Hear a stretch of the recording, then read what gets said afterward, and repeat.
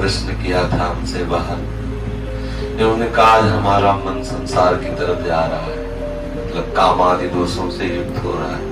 वो इसलिए कह रहा हूँ कि अपने सब साधक है इसी लाइन के, तो मान लो तो अपना अंतःकरण खोल के सामने रख दिया, अच्छा साधक है, अच्छी बात है। कोई साधक अपने गुरुजनों से यदि अपने मन की बात कहे तो अच्छा रहता है। तो बाहर गए, किसने कहा आप जानो हमारा मन जो है सजा रहा है।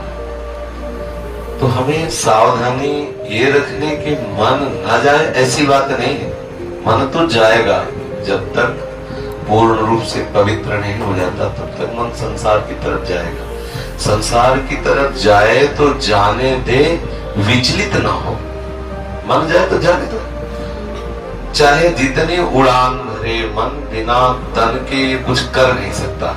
पहली बात तो समझ लो, मन जब कामादि दोषों से युक्त हो उस समय इतनी सावधानी रखनी कि उसके कथनानुसार, मन की प्रेरणा के अनुसार हमें कोई चेष्टा नहीं करनी, तो इतनी बात ध्यान रखनी। और इस समय ऐसी स्थिति में एकांत सेवन न करें, सदैव संतों के बीच में रहे, क्योंकि एकांत में होने पर मन हावी हो सकता है। नए बच्चे, नए साधक, मन पूर्वकृत किए हुए कर्म का स्मरण कराता है और उस सुख की तृष्णा प्रकट करके विवश करता है सांसारिक की तरफ। साधक को चाहिए उस समय उदासीन होकर के नाम सुमिरन करे। यदि नाम सुमिरन न मन बन पावे, मन है उद्दंडता कर रहा है, तो बस इतना देखता रहे कि मन के अनुसार क्रिया न बनने पाए। वो थोड़ी देर के लिए आएगा, ये बराबर स्थिति नहीं रहती। जैसे भजन की कभी कभी ऐसी रसमय स्थिति आती कि लगता है काम बन गया, लेकिन वो बराबर नहीं रहती, वो फिर हट जाती है। ऐसे ही जब हमारा मन गंदा भाव अंदर प्रकट करके विचलित करता है, तो उस समय सबसे पहले धैर्य साधक को यह रखना चाहिए कि स्थायी वृत्ति नहीं है, आई हुई है चली जाएगी, घबराने की जरूरत नहीं, एकदम तन्मय होने की जरूरत नहीं कि हाय हमारा मन वैसे दोष से युक्त हो गया, अब क्या होगा, कुछ नहीं। कभी गर्म हवा चलती, कभी ठंडी हवा चलती, आ गया है काम आदि दोष मन में आ गए, संस्कारवश, स्वभाववश, संगवश, भोजनवश, कहीं ना कहीं कोई त्रुटि होती है, कहीं ना कहीं प्रमाद होता है, ऐसी वृत्ति आया चला जाए। उसके प्रति इतना महत्व तो न रखिए कि आया मच जाए हृदय में। अगर उसके प्रति तन्मयता करोगे तो क्लेश का अनुभव होगा। तो हमें ये सावधान रहना है कि उसके अनुसार क्रिया न हो और उसके प्रति कोई महत्व बुद्धि न दे। भयभीत होने की इसलिए जरूरत नहीं कि मन में इतनी सामर्थ्य नहीं है कि वो क्रिया के बिना हमें नष्ट कर दे, उसमें इतनी सामर्थ्य नहीं। क्रिया होने न पाए इसलिए साधु समाज में रहे, संतों के संग में, साधकों के बीच में रहे, तो क्रिया बनने नहीं पाए। और क्रिया ना बनी तो मन धीरे धीरे धीरे वो अमना होने लगता है। जिस भाव के लिए मन प्रेरित करे उसको वो भाव ना मिले तो धीरे धीरे मन का मन पर नष्ट होने लगता है। जिस सत्ता के कारण मन कहा जाता है, मतलब संकल्प, भोगों का संकल्प ही मन का जीवित रहना है। भोगों से निसंकल्पित हो जाना ही मन का मर जाना है। तो जब हमारे मन में भोगों का संकल्प बने और उसको पूरा ना होने दे तो मन मरने लगता है, मन अमना होने लगता है। इस स्थिति को सहना ही तपस्या है। बाहर से जल पी के रहना, वायु पी के रहना, आग में जलना, और सब बाहर वाली बुले 12 वर्ष खड़े रहना, ये सब बाह्य साधन, इनका विशेष अपने लोगों के हृदय में इनका कोई महत्व नहीं है।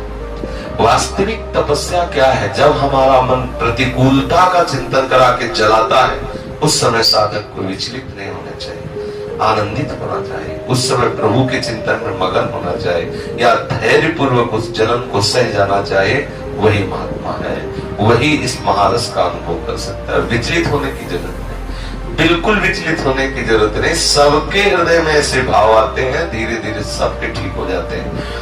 भगवान नारद जी ने भी प्रेमा भक्ति का जो सूत्र वर्णन करते हैं उसमें लिखा है कि पहले कामादि दोष तरंग की तरह आते हैं,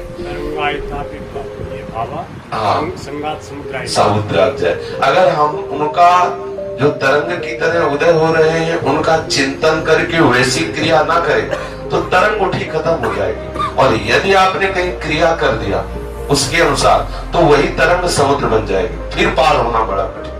समुद्र बन गए तो डूबना ही पड़ेगा, इसलिए साधक को जहां देखे मन में कि काम आदि दोषों की वृत्ति आ रहे, तो जब शत्रु सामने हो तो अगर घबरा गया तो योद्धा किस बात का, तो मारा जाएगा।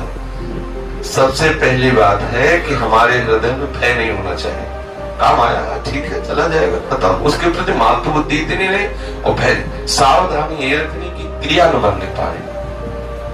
साधकों के बीच में रह करके हमें उस समय एकांत नहीं, नए साधक को एकांत सेवन उस समय नहीं करना चाहिए। जहां मन ऐसे विचलित हो तो संतों के बीच में आ जाए और नाम बाणी आदि में अपने मन को लगावे, धैर्य पूर्वक रहे। कुछ ही समय में नष्ट हो जाएगा, वो चला जाएगा भाव, वो हृदय में स्थित होने वाला भाव नहीं। ये सब आगंतुक है।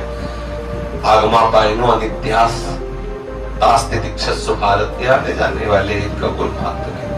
अब इतना घबरा गया कि कहता तुम ही संभालो नहीं तो गई गाड़ी। इतना थोड़ी घबराने की जरूरत, कोई बहुत बड़ी बात कोई तुम्हारे हृदय में थोड़ी, तो सबके हृदय में वृत्ति आती।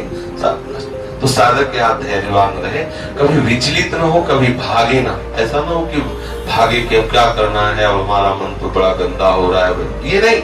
धैर्य आया है, मन में आया, आई वृत्ति चली गई, तब आप देख लो, कुछ ना करो तो चली जाएगी। स्थायी यहाँ कुछ है नहीं।